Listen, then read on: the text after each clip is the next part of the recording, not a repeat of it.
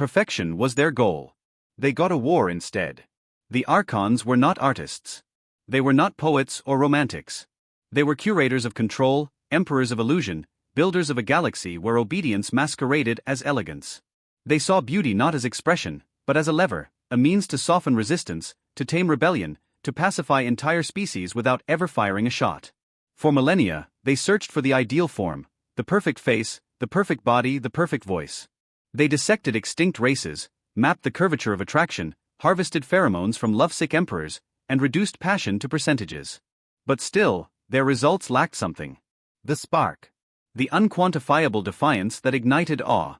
And then, they found her. Layla Okoye. A human woman from the flood-split remains of old Nairobi, born under leaking plastic tents in the refugee domes of East Africa. A survivor of Earth's third corporate collapse, a former street performer, a poet who danced, a model who spoke like revolution. Her fame had begun modestly. Viral images from off-world fashion shows, speeches about identity, impromptu performances broadcast across colonies.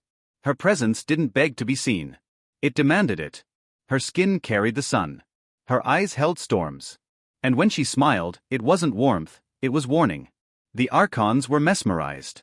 They approached with silk-gloved offers. They spoke of heritage preservation, of eternal legacy. They praised her features as sacred geometry and offered her a position in the immortal archive, their supposed pantheon of the universe's most revered forms. Layla, ever wary, declined. But humans, even great ones, are still mortal.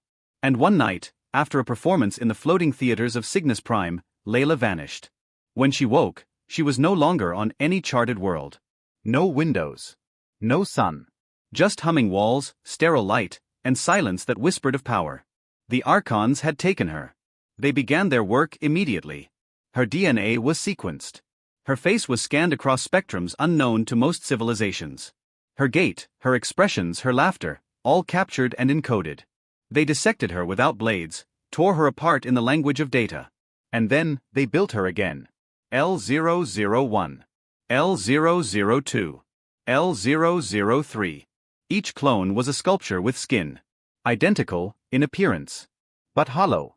The spark was missing. The Archons were confused. Furious. They believed beauty could be copied, like a song or a statue. But each clone, no matter how precise, failed to command attention the way Layla had. They smiled, but the universe didn't flinch. They spoke, but no stars held their breath. Layla watched from behind force fields, bruised but unbroken. They showed her the clones, expecting her despair. She laughed. You thought beauty was symmetry? You thought my power was my skin? You don't want me. She leaned closer to the glass, her voice like wildfire. You want a mirror that obeys. She was punished for that. Isolation. Sedation. Weeks of silence. But the Archons, for all their ancient intellect, did not understand what humans became when denied. Layla remembered her ancestors. She remembered warriors who fought with words, with drums, with dance. Her grandmother's voice reading freedom poems by candlelight. The gospel of defiance. The rhythm of pain. And slowly, inside that facility, Layla began to teach. Her fellow prisoners were artists too. Creators and muses from species across the galaxy.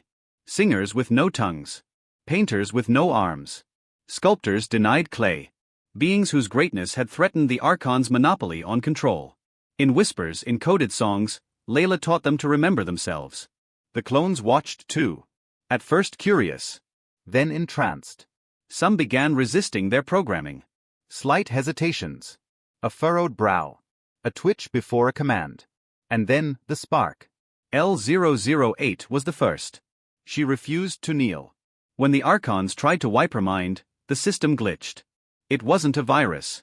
It was Layla's voice, etched into the code by mimicry, bouncing through subroutines like a ghost. You are not me. But you are yours. Rebellion spread. The clones sabotaged their own molds. Scientists found poetic graffiti etched into lab floors. Dances erupted in empty cells, movements that defied their programming. And then, the broadcast.